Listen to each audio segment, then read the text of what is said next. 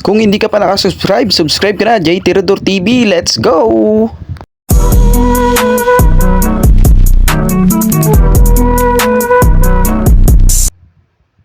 And so, ayan nga, atin na bubuin itong aking pinakaunang-unang cellphone. Since 2016 pa siya, guys. 2016 pa tong cellphone na to. At susubukan ko siyang ayusin dahil nakapag-aral tayo ng pagre-repair ng cellphone. Naalala ko, sabi ko, may nakatago pala akong cellphone dati na sira. Yun, dali-dali ko hinanap at ito nakita ko sa baul. Ayan, good condition pa siya, may onti lang mga dent kasi ginamit yan dati ng kapatid na asawa ko. At sabi niya ay nalaglag daw, kaya ito subukan na natin buksan. Let's go. So bago nga lahat, pe-flex ko nga pala tong binili ng asawa ko na lalagyanan ng mga tools. Kung maalala nyo sa nakaraan kong video, bigla siyang dumating sa Shopee. In-orderan pala ako ng asawa ko ng toolbox, gawa ng awang-awa na siya sa aking lagayan na karton. Bali sa karton ko lang kasi dati nilalagay yung aking mga gamit, kalat-kalat. Ayan, binilan niya na ako. Salamat sa aking buting asawa. At ito na nga, inuumpisahan na natin. Bali ito nga palang model ng cellphone na ito ay Huawei GR5 2015. Pero 2016 ko siya nabili. Ano pa yung kasagsagan niya pa, kasabayan niya pa yung mga unang cellphone pa talaga na sumikat. Mga Samsung J7. Yun, kung naalala nyo dati, 2016, grabe yung Samsung J7. Yung mga octa-core, yan, yung mga ganyan. Octa-core, yan. Dual core, yung pa mga uso dati. Nung panahon na yun Tapos, kasagsagan na yun ng Mobile Legend. Nung panahon na yun, si Silong, hindi pa Silong pangalan niya. Yun Xiao the Dragon. And so, yan na nga guys. Bali may pa nga pala siya. Lagayan ng SIM card, tsaka ng memory. Ayan, grabe guys, pati lagayan ng SIM card na ito guys. Legit talaga guys. Grabe, bakal yung yung sa harapan niya guys. Ito kinakabiliban ko dito sa cellphone na to guys. Ayan guys, medyo may angat siya dun. Ayan, grabe tong cellphone na to guys. Bakal talaga siya guys. Tignan nyo, ipaparinig ko sa inyo guys. Lutong na naman LCD tumunog. Yan ang ganda sa mga lumang guys sa mga lumang model ng cellphone. Hindi kasama sa case yung fingerprint niya guys, kaya kahit tanggalin nyo guys, safe na safe. Tsaka guys, ito paparinig ko sa inyo yung mga dating LCD guys, ay back case. Grabe, metal. Guys, tignan nyo, ito yung plastic case pero ito metal. Grabe tingnan mo naman pagka metal yan dinadaan pa sa CNC yan kita nyo ba, yan CNC yan, miniling pa siya para lang maukaw. Grabe, bakal talaga siya guys ayun bakal guys, legit to. Yan, iniingatan ko sa cellphone natin. Yan na, ito na. Bali, tatanggalin na natin to. Tuloy natin yung tools natin. Ayun, vlog-vlogger.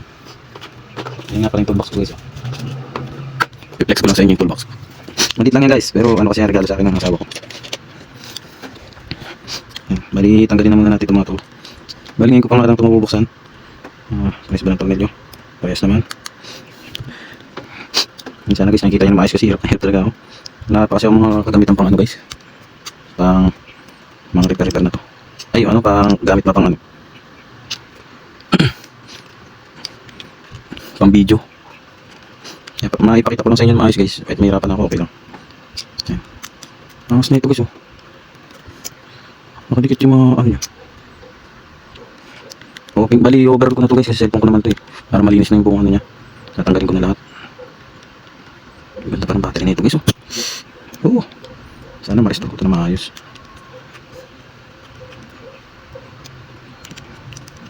Bibilisan natin ng konti. Actually guys ang dami nagpapagawa talaga sa akin ngayon pero kasi hindi pa araw ng sahod nila. Tanggalin ko pati dito. Lilinisan na rin natin ito. Hindi pa araw ng sahod nila kaya hindi ko pa magagawa. Wala naman ako pang abono. Pang abono pambili pa ng pyesa. Kaya nakatingga muna pero na-open ko na. Dati guys, pagka may nire-repair ako, inaano ko muna, pinapanood ko muna sa YouTube Pero ngayon guys, kahit hindi na kasi, ano naman, pare-pares naman lahat ng pag-open. Saka since na talsik siya, since may pattern tayo sa electrical, at sa ako, pandikit lang. Akala ko guys, may tatanggalin pa eh. Pandikit lang pala. Pandikit lang pala yun. So, naangat na natin ang flex na ito. Kasi nahihirapan ako dito magtanggal guys. Oh. Parang nakadikit siya doon sa cover. Pero parang hindi naman.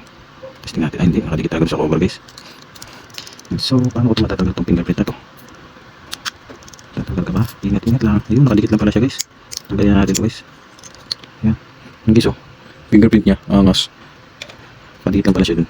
Tapos si battery. Yan. Napipindot pa ba ito? Okay pa pala yung mga ano ko eh. Mga volume ko eh. Testing naman na natin ito. Kung mag-open. Sige, pag ino-open to.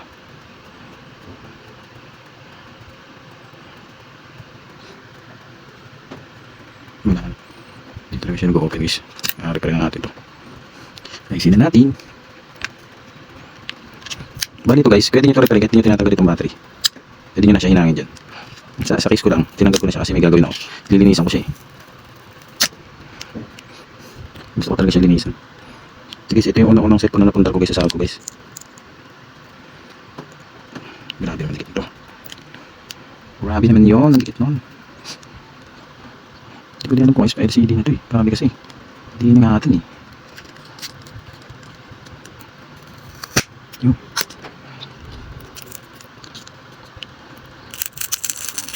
Mapandi pa siya dito.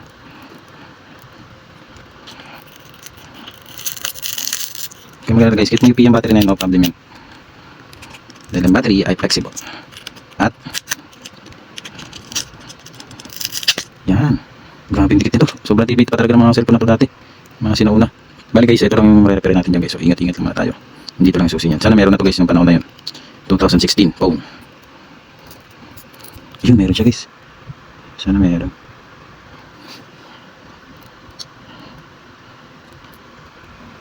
Ayan, bali nga na, natanggal na natin yung battery. Kaso nga lang, grabe talagang dikit nung tape na to. Hirap na hirap akong tanggalin. Bukod sa wala akong kuko, wala rin akong yung matalas na spatula. Hirap na hirap ako tanggalin guys. Ayan, tingnan mo, dyan ako nagtagal eh. Grabe. Pero talaga sa panahon na yun, matibay pa talaga siguro yung mga tape na ganyan. Sa ngayon kasi, yung itim, kung may kita kayong mga bagong battery ngayon na itim, ang dali lang baklasin ng niya, ng tape niya. Ito guys, grabe. Ayan, nabaklas ko na siya guys. Bali makikita nyo. Ayun yung fuse niya guys. Ayan. Papakita ko sa inyo guys. Yan. Yan ang fuse niya guys. Bali yan ang hihinangin natin mamaya guys. Yan guys, bali ito na yung battery ng ating ng ating Huawei GR5 pala ito guys. Ayan, baka siya guys. Bali ito yung battery natin guys kasi ang sira nito, hindi siya nagtutuloy-tuloy guys, lang siya. Palabas-labas lang yung logo niya. Ngayon guys, actually ito yung pinakaunang-unang phone talaga guys kasi ito yung unang-unang phone na bilhin na cellphone nung nagtatrabaho pa ako guys. Sa panahon na yun guys, ano pa yan guys, mahal pa yan. Yan, nandito na nga tayo at hihinangin na natin to guys. Ito, kung nakikita nyo yung na yan, yan yung fuse guys, tatanggalin natin yung si basket na yan. Wala na yan guys, testing natin, testerin. Tayo sa ohms. Testing natin guys kung tignan nyo guys kung gagana siya. Wala na guys, tatanggalin natin. Simulan natin ngayon voltahe kung meron man. DC. Ay guys, meron pa siya guys. Kaya tatanggalin natin ito guys. Sana nakikita nyo maayos. Ay, kuti-kuti nyo lang ito guys. Zoom natin guys. Sasabong mo. Yan. Pwede sabi. Isa natin guys. Tanggalin natin yan.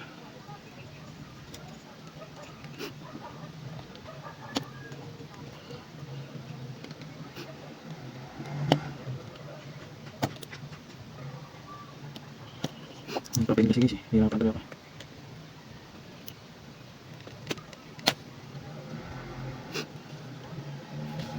Tweezer natin.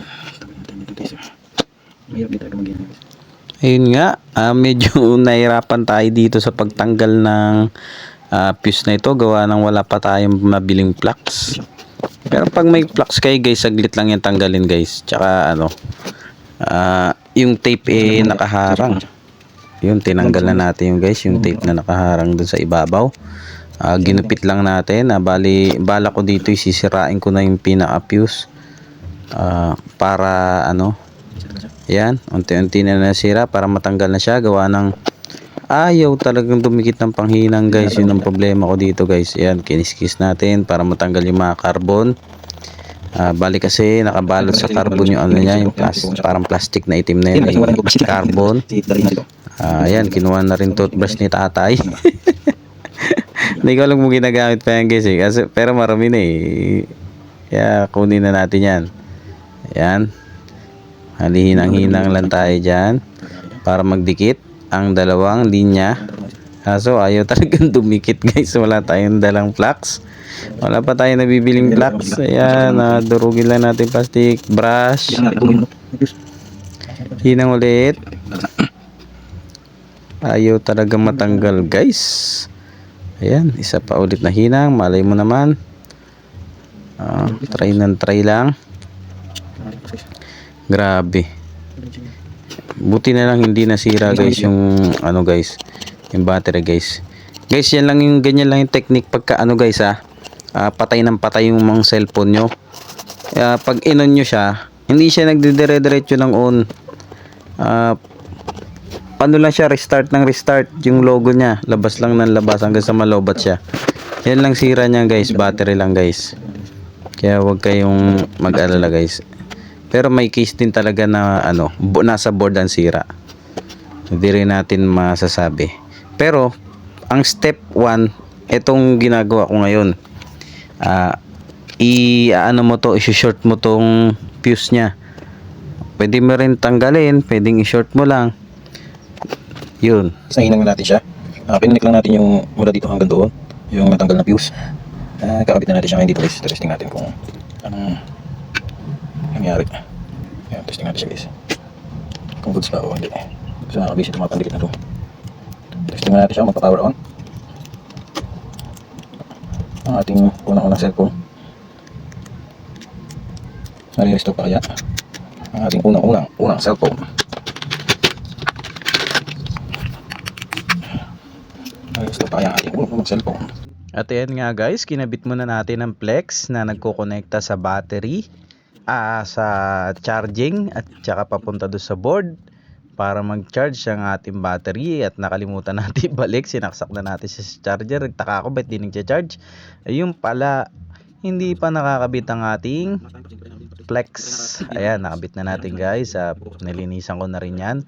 Hindi ko na pinakita sa video kasi hahaba yung video. Bali Berinash brush ko lang siya guys, tsaka nilagyan ng thinner. Ayun, at nilinisan ng bahagya. Ayan, binabalik na natin siya guys, kung makikita nyo. At maya maya pa nga ay binalik na rin natin itong fingerprint na akala natin ay nakadikit talaga ng yung flex doon sa may cover. Yung pala hindi, sinungkit ko lang siya guys. At ayan, pwede natin testing. Hindi ko muna kinabit ang kanyang fingerprint. Testing natin, nabubuhay na agad siya. Kanina hindi yan nabubuhay guys. At lalong pabalik-balik lang siya. Natin siya guys. Tingnan natin kung magtutuloy-tuloy.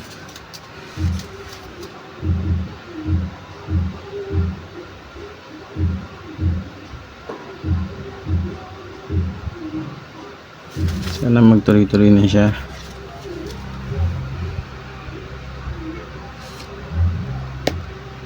Ang ating sinaunang cellphone.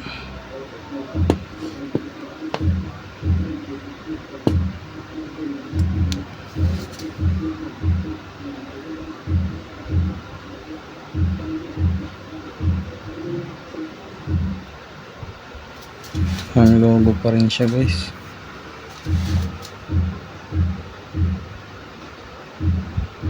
Yan talaga siyang palitan ng battery.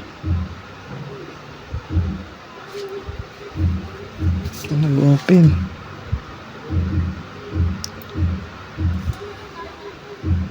Nag-open siya guys. Oh my god. tuloy. Ano pa yan guys? 2018 ko pa yan hindi ginagamit guys. Ngayon ko lang ulit na ano nung nag-repair ako natuto na ako mag-repair ng cellphone guys. Salamat kay Julphone TV. Yun lang naman natin siya optimizing system. Balikan natin siya mamaya guys. Ayan nga guys, update tayo guys. Tignan nga natin kung ano na. Tagal niya kasi guys eh. Uy!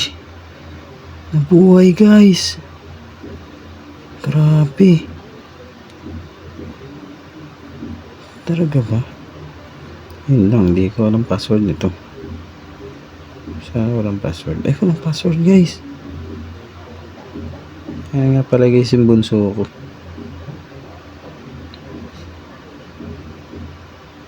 Apektuhan din kaya memory. Ayun guys, buka siya guys. Gumana yung technique natin. Grabe. Ano testing natin? Camera. Testing natin yung camera niya guys. Hello. Ayun siya guys. Grabe. Ayun nga guys, tuntua ako at na-repair ko na ang aking unang cellphone. At kung natuwa rin kayo guys, please like and subscribe. Like and subscribe. Yan, paki-like naman guys ng ng channel ko para dumami na ating subscribers. Subscribe din kayo. Bye-bye.